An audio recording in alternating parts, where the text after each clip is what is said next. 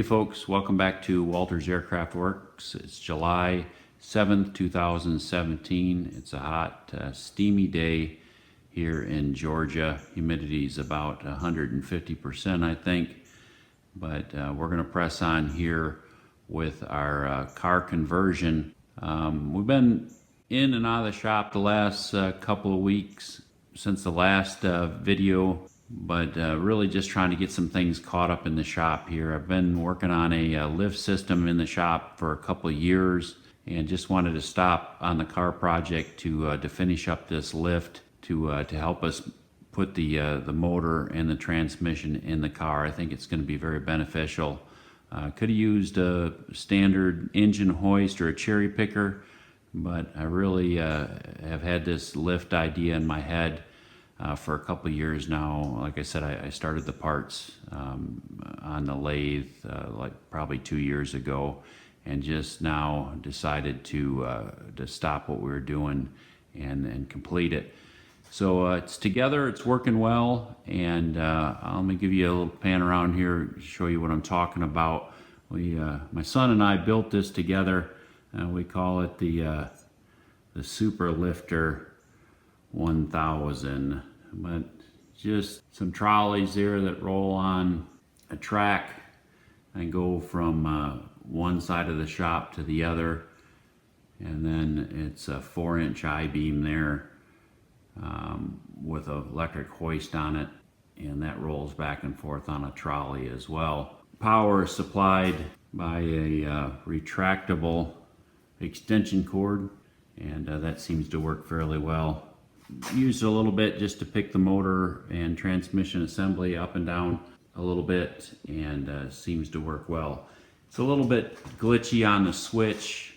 I've got the cable doubled over here using the snatch block on it just really to slow the speed down. That's I think 11 or 1300 pound winch, so plenty of grunt to get the job done. But the snatch block there reduces the speed by half, which is kind of nice because the switch is either on or off, so it's a little bit jerky. But I think it's going to work well. It's certainly going to be easier to maneuver that into position than it would be a cherry picker, and less likely to damage the car from hoisting from above versus the cherry picker kind of maneuvering around the car. So that's our next step here, is we're going to lower the assembly down into the car. I've already put the cross member in. It's bolted to the transmission, and I think it'll scooch right on into the car. And then we'll use the crane assembly or the hoist to just kind of hold the motor and the transmission front end of it up. We'll use the cross member there to secure the back end, and with the motor held in the right position, then we should be able to start laying out the pattern for our motor mount on the front side of it. So let me get the camera swung around here and pointed at the car, and we'll start this process. All right, folks, we got it all hooked up here. We're going to lift it up and swing it over to the car. This winch is a little bit noisy. The clicking, I believe it's a solenoid that's inside the gear reduction box on it, that it's the brake, I think, is what causes this clicking noise. And like I said earlier, the switch, it's either on or off. It would certainly be nice if it was variable speed, or you kind of ease into the movement, but it isn't. But we'll make the best of it. Let's go ahead and lift it up and start rolling it over towards the car.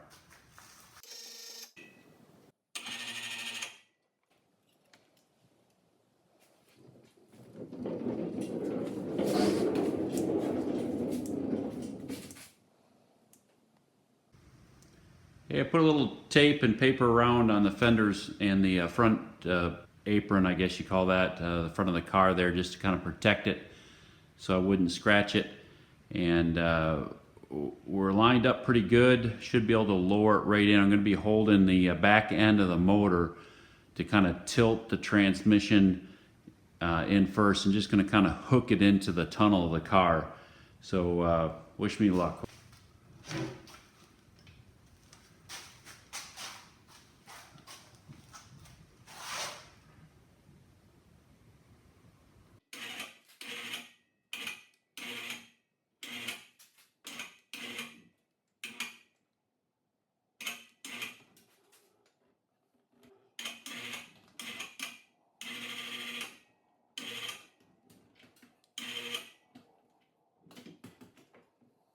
Well, that was about as easy as it gets. The Superlifter 1000 worked great.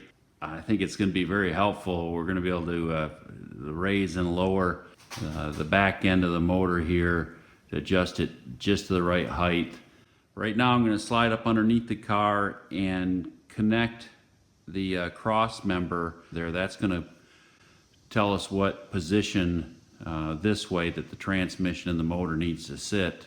And then we'll do some fiddling around with leveling the motor to get the right height. And then we'll start making templates from there.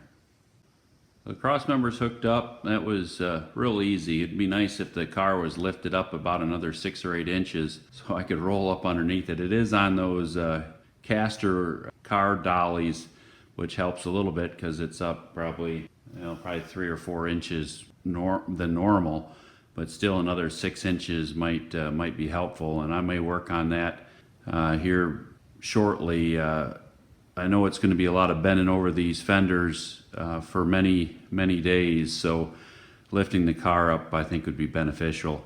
All right, so I think we're going to lower the motor. I put a little level on the motor there itself so we can just kind of lower it down until the level, the bubble centers up. And then I'm going to slide back underneath the car and take a look at the output shaft of the transmission to see how it's lining up with the rear end, to see what kind of position that puts the drive shaft in. But let's take her down a little bit. Boy, it doesn't take much, just a little flip of this switch and it's down. I wish, like I said, I wish there was a different speed on this motor. May have to look into a VFD, a variable frequency drive, to manipulate the motor here a little bit to change the speed on the motor. All right, let's see, bump a little more. There we go. Let me take a look at that level.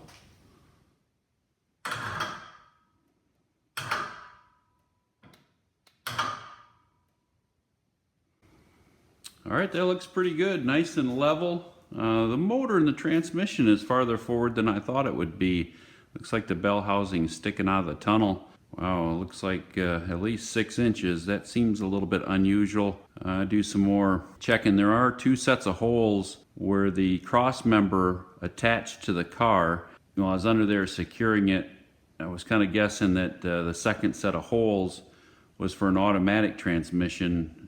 Being a mass-produced car, that they set them up for automatic or manual. Maybe there's a couple of different 4-speed, 3-speed transmissions. Maybe that's the difference, but I'm going to take a look at that to see if we are in the right holes. It did look like the holes that I installed the bolts in were the forward set of holes, and it did appear like those are the ones that it came out of. The other ones looked like they were still painted over, like they'd never been used before. But since I didn't originally pull the engine and the transmission out of this car, maybe it warrants a second look there. Besides that, we're looking pretty darn good here. Based upon where the engine mounts, how far forward they are, we probably don't want that transmission back any farther, but definitely need to check to make sure that the drive shaft is of proper length. Obviously, if the transmission was farther forward or farther aft, drive shaft wouldn't fit properly. So let me do a little checking on that, and we'll move on. Okay, the drive shaft is installed and the transmission is in the proper holes.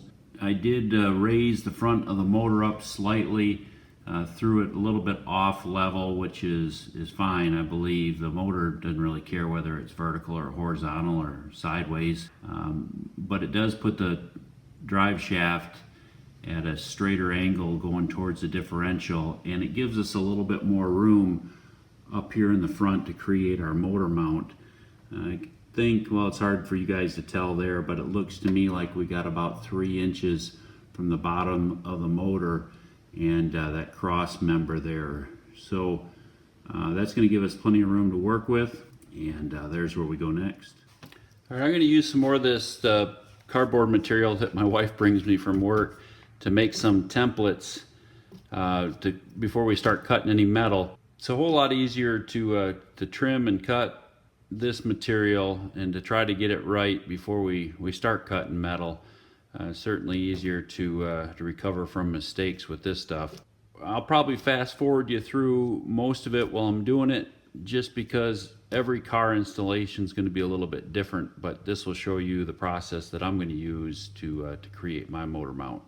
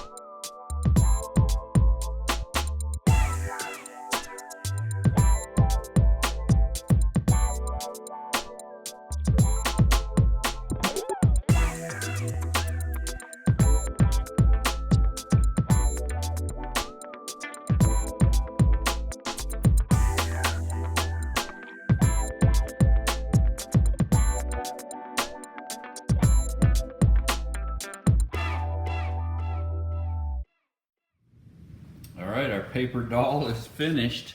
A couple hours of trimming and cutting and maybe a cuss word or two, but it looks pretty good. I'm pretty satisfied with it. I think it's going to work. Now let's talk about it a little bit here. This bar right here, or this 2-inch wide strip, I plan on making it out of 3/8 inch stock. So it'll be 2 inches wide by 3/8 of an inch. These holes are slotted because the bolts come out on an angle, and to pull the piece in and out, they need to be slotted. Once we get it in place, all bolted in, and put a washer on here and a nut, it won't be able to go anyplace. But just for installation and removal, they need to be slotted. This piece right here, I think I'm going to make out of a 1/4 inch plate, and I'll have to cut that on the bandsaw and then weld it to the 3/8 inch plate. The piece that forms the cradle along the bottom is going to be 1/8 inch. It's going to be thinner. I think I can roll that. I might be able to go to 3/16. Gonna have to take a look at my slip roll to see the thickness that I can roll in that. I usually use the slip roll on aluminum, not on sheet metal, so I have to do a little bit of research. Either way, the thickness, 1/8 inch or 3/16, once you put a nice curve to it, it really stiffens it. So structurally, I think either one of them will work. The back area back here, we left this gap 1.5 inches for the cooling of the motor. and so the motor can still draw air through there. I'm not sure whether it draws in here or blows out here. Either way, we've got the gap, and we'll drill a drain hole in the bottom of this so it won't collect any moisture. This part of it here, I think will be 1/4 inch, and again the same on the material thickness for this curved piece will be either the 1/8 inch or the 3/16, the same as it is here. This plate that we put up against our adapter plate, this area in here will be cut out. This will all be removed. It'll be just this area right here that we'll have. Wound up actually connecting with 3 bolts, this one on this side and 2 on the other, and we'll make that out of a quarter inch material as well. These straps, right now I'm planning on making them out of 1/8 inch thick material. Probably be the same as this material, and I'm not sure exactly what kind of arrangement I'll have here. I might have some kind of block welded to the bottom cradle and a bolt that goes in here, and we want just a little bit of a gap so that that strap will tension down on top of the motor. Actually, both those straps will, but I might mill some kind of socket here to make this look a little bit better. Just having this strap with an end bent over on it's not real eye appealing to me, so I may mill some kind of socket. The same on the other side. Really, the other side could be a hinge and a pin or something, and just one side needs the tension. I plan on lining both of these, the cradle and the straps, with probably a fairly dense rubber. Give it a little bit of anti-corrosion and a little gripping power there. That's about it. I'm going to have to collect some material, and we should be able to get started. I'll probably drill some lightning holes in areas like this, and well, maybe some on that curved area back there. Probably not, because I'm going to try to use this cradle area to keep road grime and moisture from coming up from the road as well. So probably nothing more than a drain hole in the bottom of this area, but a lightning hole up here could serve a purpose to shed some weight and make it look kind of neat. So I'll probably do that. Let me gather up some material. Probably be a couple of days. Got some events coming up this weekend, so probably be a couple of days before I get back at this, but you'll be along for the ride when I do. Hey, let's take a look at it here on the bench. This thing's a little bit flimsy now, but I think it's going to work great for helping us lay out the material, and nice patterns here. We'll use a little bit of caution about how we cut it loose, and use the individual patterns, but yeah, I think it's going to work well. We obviously won't cut the metal with these fingers to help us stick it together. That was just really for gluing it together. The metal will be cut with this being on one piece of material, this being another piece, and then we'll weld it together. The same with this joint here, this joint here. All these joints will be welded together. Hey, by the way, this 3M glue works great for sticking this stuff together. A little squirt on each half, and boy, it's stuck. It beats using tape and the tape peeling off. So hey, thumbs up to 3M and this super adhesive. Love it. All right, back to acquiring the metal, and then we'll get to the real fun, cutting the parts out and starting to make this thing take real shape. Hey guys, welcome back to the shop. It's a hot, muggy day here in Georgia. It's been about a week since we finished up this template. I've been a little bit busy with work and family, but I got a few hours today to try to get something done out here. So let's get started. I've been over to my metal supplier. Great bunch of local guys that do metal fabrication work, and they're always very accommodating to me if I need to buy some of their drops, or if they need to order me new stock, they'll do that for me as well. flat plate or bar stock, round stock, square tubing, round tubing, whatever you need. They're very accommodating, very helpful to the hobbyist. I picked up a little bit different stock than what we talked about. Originally, we were going to make this out of 1/4 inch and 3/8 bar stock. After staring at it for a little while, I kind of changed the plan a little bit. I think I'm going to cut this out of one piece of material and just bend it right here along this seam instead of welding it together. I also added these little triangles here, which will create, I'll have to weld it on this corner right here, but it'll stiffen these ears up quite a bit. I think it's going to be easy to cut out. I'll have to take it back over to my metal supplier to let them use their big hydraulic brake on it. My brake's not strong enough to bend 1/4 inch steel, so I'll take it over there and get them to create this fold in it, and then we'll bring it back to the shop. We'll adjust these ears till they're just perfect, and then be able to weld it in the corner here and create a very strong web and very strong ear tab. Originally, I was talking about rolling this out of 1/8 inch stock. Well, when I got over there poking around and feeling the material, this 100 thousandths plate seemed plenty thick enough for me, and I'm more comfortable about running this through my slip roll. I guess more comfortable than 1/8 inch stock, 0.125. And you know, the stuff that I normally work with is aluminum, and don't do a lot of running steel through the slip roll, so a little nervous about running real thick stuff through there. I think this will be plenty strong enough as well. All right, the back plates, these two plates here, I'm going to use this 200 thousandths. And I know you sheet metal guys, just like the place where I pick up my metal, you're going to be wanting to know what gauge it is. I don't know. There's probably a conversion chart. You can probably put it in the Googler and figure it out. I talk in thousandths of an inch because that's where I come from. If you are in the steel industry, you know, gauge size. That's just like when I show up and tell my metal guy I need a piece of 100 thousandths, he says, "What gauge is that?" Well, shoot, I don't know.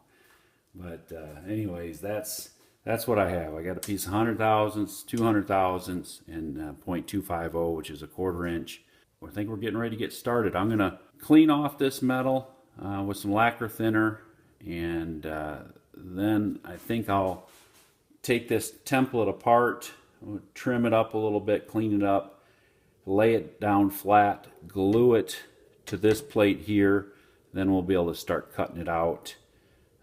Same with all the pieces. We can trim them where they need to be trimmed, lay them flat, glue them to the stock, then over to the bandsaw to cut them out. All right, all set up over here on the bandsaw. Got our template glued to our stock, and I think what we'll do first is we'll cut this end off, and then try to cut this detail out here. We'll leave this arc for later because we'll chuck it up in the mill and then produce these slots in the mill before we cut this arc out. That'll give us something to chuck up in the mill, or at least two parallel surfaces to squeeze in the vise in the mill. And then once we get these slots milled, we'll go ahead and cut this arc out.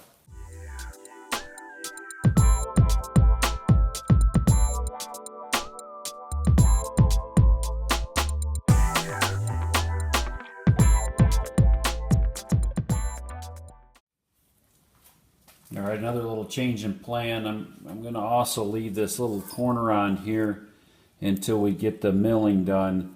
Allows me to chuck the stock up in the mill vise a little bit closer to the work area.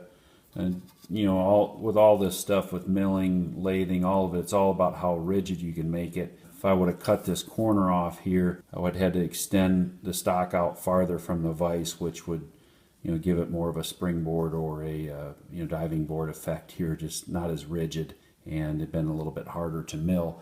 I don't expect that this is going to be a difficult thing to mill. What I'm going to plan on doing is you're just plunging this in, making sure it's centered up, and then use a couple of different drill bits to bring it up to the size I want. And then I can lower the mill head in and then just move it over, just elongate the hole. I think it'll be a fairly easy process.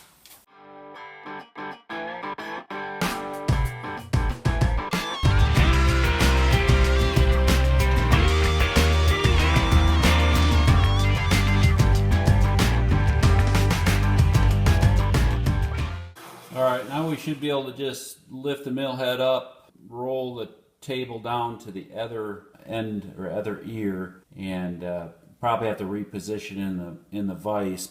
It's better to do it that way than it is to swap ends with the material, because we won't have to change the y-axis of the mill, and we'll be able to cut those two grooves or those two slots. They'll be running on the same line, nice and straight. So that's my plan.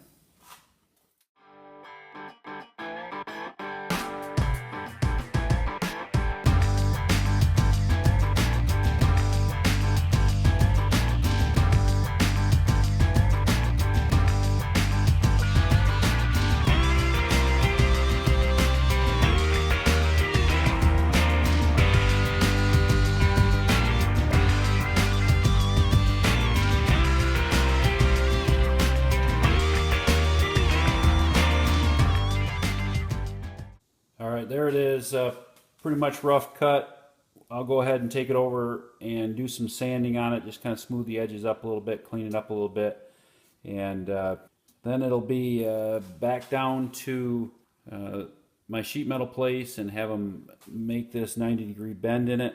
I'll probably get them to bend the ears as well, and at least bend the ears, the major part of the bend. I may have to fine tune them when I get them back here and kind of test fit this thing into the car. But I'll probably just round this outside edge here a little bit, since when we make this bend, this 90-degree bend here, and create this weld here, I won't need to have this one rounded out. So that's it. It took me about 8 minutes, just for reference anyways, for you folks that are interested, to make. What did we do? We did this cut here, and this radius cut, and this cut took about 8 minutes on the saw here. So not that bad once you get to it and get going. And back from my metal supplier, they did a great job of stopping what they were doing, changing the dies in a hydraulic press and bending this part up for me. Took them just a couple of minutes once they got the dies changed out. I had them bend a 90 here, and then bend these ears to match the cutout in the web. And I've already had it in the car. It fits well. All we have left to do on this piece is weld these corners. So take it over to the MIG welder and put a bead on the inside and one on the outside. And then this piece will be pretty much done. Next step will be the two pieces in the back, the flat pieces. They're pretty easy. Couple of flat pieces cut out of that 200 thousandths. No bending involved with them, so quick little cutout with the bandsaw, and then we'll have to move on to the slip roll and rolling these pieces out.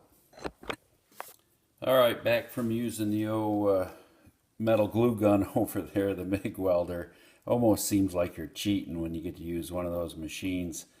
And I wish I had my TIG welder up and running. I'd probably practice that art, but it's not. I don't have it wired up yet. So this is quick and easy, and it worked well. I put a bead along the back, and then I did that first, and then I flipped it over and welded the front side of it. Let's see. A little difficult for you guys probably to get a good look at it, but good enough for a rookie there. So that's done. I'm happy with it. Looks good. Fits in the car well. Matter of fact, let me put it in the car and I'll show you guys what it looks like. All right, well, there it is in the car.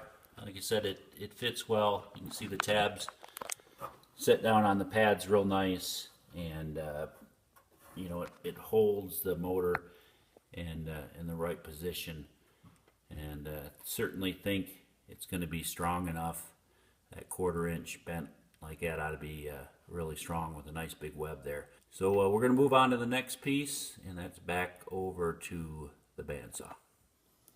Hey guys, I didn't spend the time to film cutting these pieces out. I think you know what that's all about. Just gluing the template to the stock and then using the bandsaw to trim them out. Inside corners are difficult. As you can see, it's not real smooth in here. The outside's just fine. That's fairly easy to do, but it's difficult. This is not, I don't have the turning radius with the band or the blade that I have in the saw at this time to make this radius, so it's a lot of nibbling away at it. And same with this piece. Outside is easier to get round, although I did cut this piece out of here, so the irregularities in here kind of get transposed to this piece as well.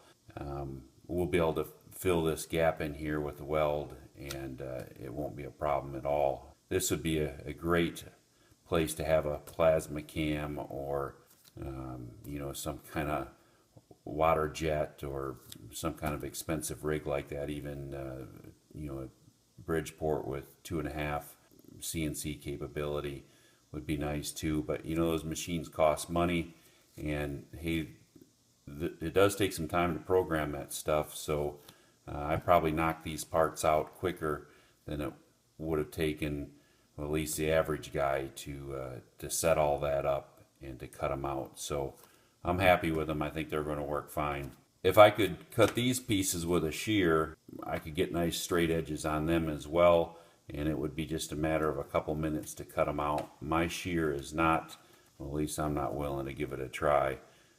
I'd cut you know, 100 thousandths aluminum in it, but I'm not going to cut this 100 thousandths steel in it. So I'm going to do the same process. I'm going to glue these templates down, make sure the edges are nice and square, and then take them over to the bandsaw, cut them a little bit wide of the line, sand them up close to the line or to the line with my sander, and call that good. Hey guys, on second thought, I'm not going to glue these templates down. I've scribed this metal where I want to make the cuts. I'm going to leave the pieces kind of long, just so when we run it through this slip roll, we won't have a problem with the edges. The edges don't get curled quite as well as the middle part of it, so we'll be able to cut those ends off. This piece is really long. I'll probably trim some of it off just so I don't waste so much stock, but I think that's going to work better than cutting the exact size out and then trying to roll it right up to the edge. So let's give that a whirl. Alright guys, got the slip roll up on top of the shear. Used the Super Lifter 1000 to lift it up there. Did a great job of setting it up here for us. That's kind of where the fun ended. I started using this scrap piece of metal, our 100 thousandths thick material. It's the drop from the other piece that I cut, to kind of practice to see how the slip roll was going to handle it. And hey, it's just a lot of work. It's a lot of cranking. And this is about half as narrow as the big piece that we have to curl, and boy, I'm not sure if it's going to get the job done or not. I'm thinking about going back over to my sheet metal guy and seeing if they have a power slip roll. If they do, I'll probably get them to curl it for me. That means I'll have to make some templates to know how much to roll it. You know, obviously if we do it here in the shop, I can roll it a little bit, try to fit it up against the motor, and then you know, curl it some more and keep going through that process until we get it right. But if I go over there and use their equipment or have them do it, I'm going to have to make a template so I know, you know, how far to roll it. Got a couple other thoughts. I thought about heating it and running it through here. I don't know if that's a way of doing it or not, if that'll work. But this process of just cold rolling it through is going to be challenging at best. So let me work on that a little bit and we'll try to come up with a solution. Alright guys, I'm going to go ahead and roll this narrow piece that we have to roll. It has less of a radius and it's quite a bit narrower than the big piece, so I think the slip roll is going to handle this fine. I'm not going to go through the process of showing you how this slip roll works. There's plenty of videos out on YouTube that show you how these things work, and if you want to know, you can go check those out. It's going to be just a process of feeding this thing through, adjusting the back roller to increase the curve. I'll run it through once, turn it around 180 degrees, run it back through a small adjustment on the back roller, run it back through 180, back through again, and just that process. This piece will probably run through this slip roll probably 50 times before we get it to the curve that we need. So I'll show you some of it. You can use your imagination for the rest of it, but it'll be a repetitive process.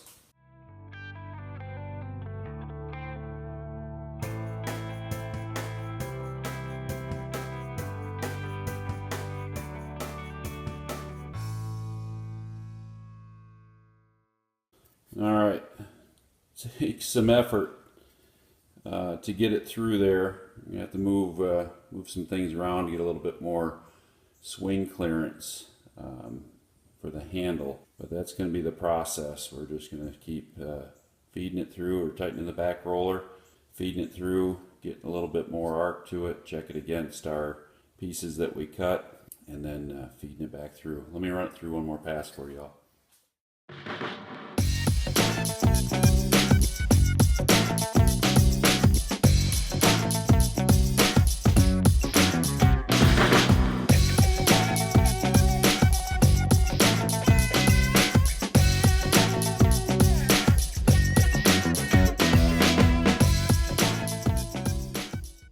Alright, a little bit more. Looks like it's getting a little bit of a twist to it, so I'm going to adjust the individual back roller adjustments to try to get some of that twist out. Also going to mark one end of it so I know that I'm starting it with opposite ends each time I adjust the back roller. But well, I'm out of breath.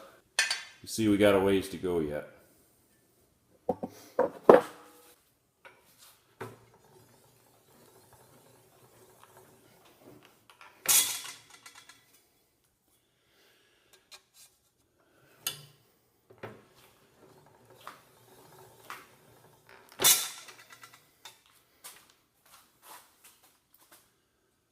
Alright, we're making some progress. Ways to go yet.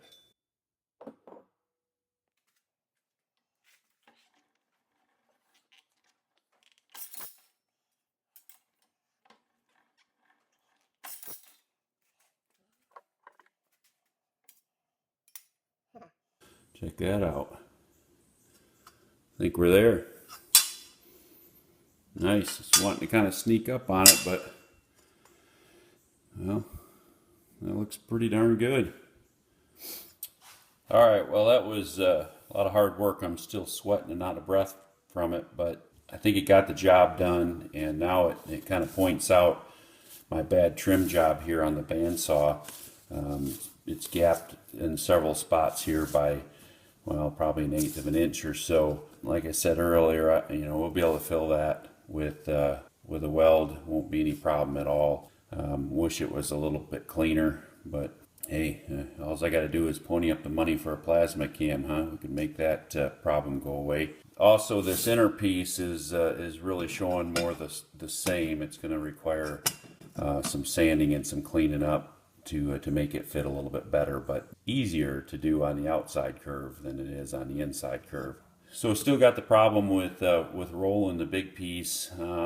I may give that a whirl on the slip roll as well. That one's got to be a tighter radius, and it's probably 3 times as wide as this piece. So I know I'm going to get a workout doing that one if I do it on my slip roll, but may run it through there a couple times, see how it works out, and if I can make it happen, I'd rather do that than have to drive down and spend an hour or so or getting those guys to do it. But give me a few minutes and we'll see what happens.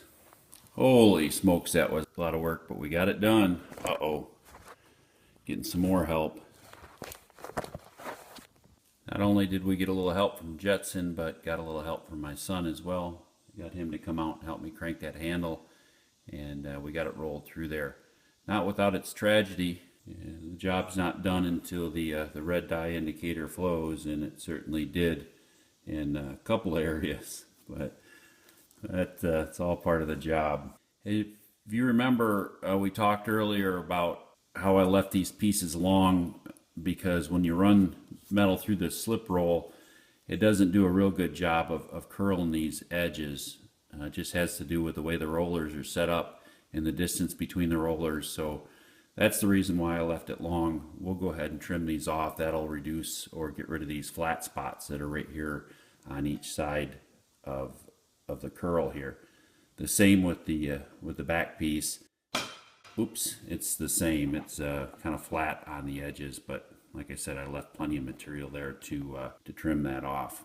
So that's the next step. Trim these to length. Do a little bit of tuning on these curves to make the pieces fit together a little better, and then we'll try to fit them inside the car, and then figure out how we're going to hold them in that position to tack them up and then pull it out and do the final welding, or whether I can just well, I haven't thought of anything else besides just setting them up in the car and then tacking them in the car. I'm not real comfortable with that. So if I could find another way to do it, I will, but probably the reality of it is I'll have to tack them with it all in position to make sure everything stays lined up properly. All right, trim the edges of these pieces off, got them to the right length. I also just was not happy with this piece. I did grind on the inside radius here and the outside, and it was just too ugly for me, so I wound up making another one. It's a little bit longer, but I paid a little bit more attention to just bumping up to the line, or cutting it on the bandsaw short and then grinding it to the shape that I need. And it did turn out better, and it fits a lot nicer inside these curves. So after kind of fitting all the pieces together, I think I'm going to take them over to the welding table and try to tack these pieces together. I can use my square on the welding table and make sure everything's lined up good, and I should be able to tack these pieces together, this curved piece to the piece that bumps up against the adapter plate, and put this piece in and tack it together. And then that's gonna only leave really two places, two joints to tack together inside the car, or assembled on the car, and that'll be to the big rounded piece, to the motor mount, and then of course this inside radius to this piece.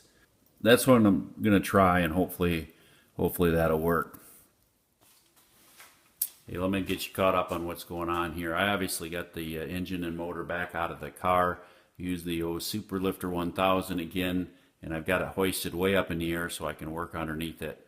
It's this lift is turning out to be a real helpful tool.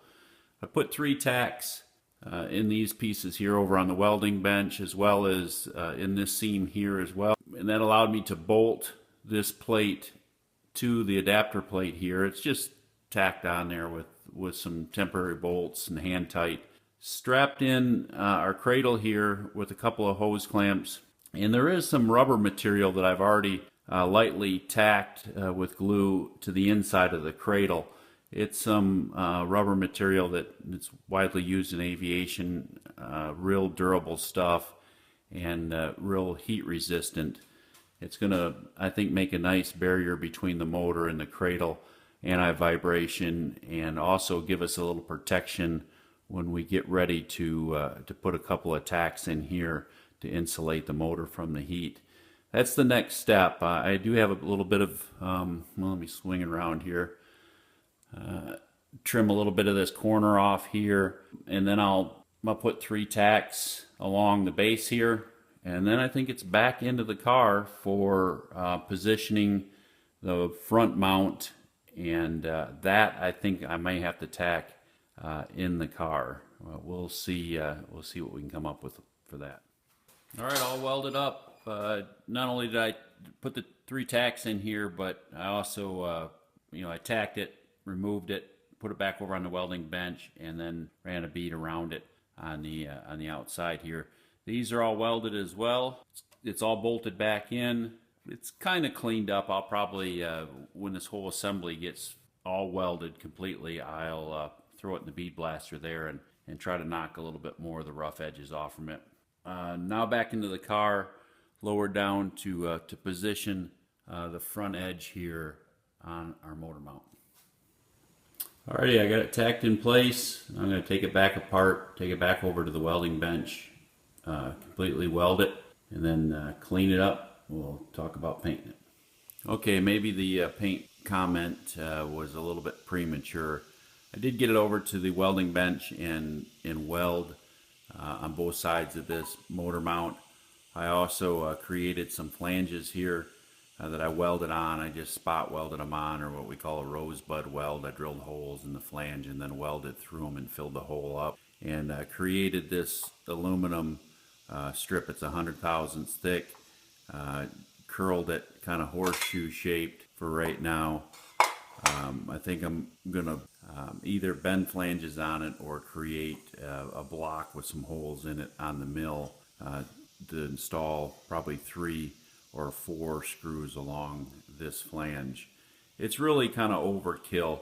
If you look at the way this thing's supported, motor's not going to go anywhere. The torque is taken care of with this mount, the rear transmission mount, this forward mount. So really this is just a little bit of extra insurance to make sure that everything kind of works as one unit here. And I've also been kind of piddling away with it in the bead blaster. It takes quite a bit of time to get that slag off the outside of this metal, and I just kind of chip away at it because it runs the compressor pretty hard. So a little here, a little there, and eventually we'll get it all down to the bare metal, and be able to put a nice either coat of paint on it, or I might powder coat it, and we'll see how that turns out. Okay, so it won't be a flange. I cracked it. Actually, it did more than crack. It just snapped off. So yeah, that's the drawback to bending aluminum. You get basically one shot at it, and even then, that's a pretty tight radius that I was trying to make. So not likely that it was gonna survive without cracking. So either milling some kind of bracket on the end of this and riveting it to it, or backing up and punting and bending this out of steel. We'll see. Alright guys, it's back in the car and we're almost done here. This video is getting pretty long and I'm going to try to wrap it up. I still got to pull it back out and continue sandblasting it and drill a couple holes in it, put some kind of paint on it. Not sure exactly what I'm going to do for paint yet, whether I rattle can it or powder coat it. The strap I finished up with the 100 thousandths, just curled it in the slip roll and bent the flanges on it with the brake. It took the bend a lot better than the aluminum did. Drilled a couple holes in it there on top just to pretty it up a little bit. The flanges, I was thinking about milling some kind of block to make it look a little bit better, but I'm going to probably spend at least a day doing that, and you got to pick your battles. I think it's going to work fine just like that. I didn't drag you guys along on every bit of this build just because everybody's motor mount's going to look a little bit different, and maybe I showed you just enough of it to keep you up with my project and to maybe give you a couple ideas on your project. As we move into the next step, which I think is going to be battery location and building battery compartments, I think there's going to be more commonality in that, so I'll certainly try to keep you guys more in the loop with that part of the build. That makes me think that we're going to have to figure out what kind of batteries we're going to use, and where I'm going to get them, how I'm going to pay for them, all that's coming next. Might be a little bit of a break between these videos, just for me to figure out those problems. Certainly keep you guys in the loop when I do get those problems figured out, and I appreciate your guys' support, comments, and hope everybody's getting off the couch and getting their projects done. Till next time, hope everybody's well.